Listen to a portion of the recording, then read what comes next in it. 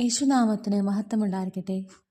ഈശോയിൽ ഏറ്റവും പ്രിയമുള്ള സഹോദരങ്ങളെ, കരുണയുടെ അവസാന മണിക്കൂർ എന്ന ഈ പുസ്തകത്തിലെ അടുത്ത ഭാഗം നമുക്ക് വായിക്കാം. നീതിയുടെ ദിവസങ്ങളുടെ ആരംഭം. എൻ്റെ ജനമേ, എൻ്റെ നീതിയുടെ ശിക്ഷയുടെ ആരംഭമായിരിക്കും ഇത്. സൂര്യൻ ഈ ദുരിതങ്ങൾ വിളിച്ചു പറയും. ആശ്വസിപ്പിക്കാൻ കഴിയാത്ത വിധം ആകാശം നിലവിളിക്കും. എന്തെന്നാൽ അത് ദൈവത്തിൻ്റെ നീതി ആത്മാക്കൾ ശ്രവിക്കുകയും അനുഭവിക്കുകയും ചെയ്യേണ്ട സമയത്തിൻ്റെ ആരംഭമാണ്.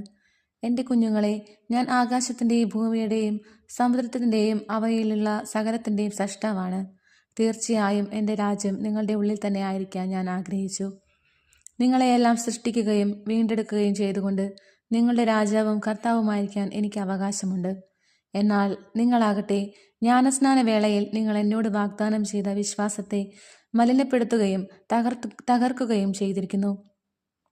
മനുഷ്യർ തങ്ങളെ തന്നെ സ്നേഹിക്കുകയും എന്നെ ശ്രവിക്കാൻ വിസമ്മതിക്കുകയും ചെയ്യുന്നു. നോക്കൂ, പിശാച് സത്യമായും ഒരു കവർച്ചക്കാരനാണ്.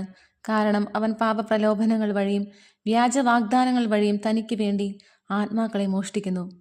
അങ്ങനെ ഞാൻ എൻ്റെ രക്തം വീണ്ടെടുത്ത മനുഷ്യാത്മാവ് ഇപ്പോൾ അവന് അവകാശപ്പെട്ടതായിരിക്കുന്നു.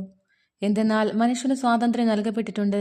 അതുപയോഗിച്ച് അവൻ എൻ്റെ കൽപ്പനകൾ ബോധപൂർവം നിരസിക്കുകയും പിശാചിനെ അനുസരിക്കുകയും ചെയ്യുന്നു. സത്യത്തിൽ പിശാചും നല്ലവനായാണ് സൃഷ്ടിക്കപ്പെട്ടിരുന്നത്. എന്നാൽ അവൻ തൻ്റെ ദുഷ്ടമനസ്സിനാൽ വീണു പോവുകയും എൻ്റെ ശത്രുവായി തീരുകയും ചെയ്തു. ഞാൻ ഇപ്പോൾ അങ്ങേയറ്റം വെറുക്കപ്പെടുന്നുവെങ്കിലും എൻ്റെ കരുണ യാചിക്കുകയും എൻ്റെ മുമ്പിൽ തന്നെ എളിമപ്പെടുത്തുകയും ചെയ്യുന്നവരുടെ പാപങ്ങൾ ക്ഷമിക്കുവാനും അവരെ പിശാചിൻ്റെ പിടിയിൽ നിന്ന് രക്ഷിക്കുവാനും തക്ക വിധത്തിൽ ഞാൻ അത്രമേൽ കരുണാമയനാണ്. എന്നാൽ എന്നെ തുടർന്നും ദേഷിക്കുന്നവരെയാകട്ടെ സന്ദർശിക്കുന്നത് എൻ്റെ നീതിയായിരിക്കും.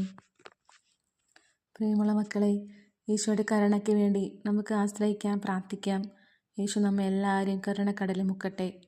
ദൈവനാമത്തിന് മഹത്വം ഉണ്ടായിരിക്കട്ടെ. ആമേൻ.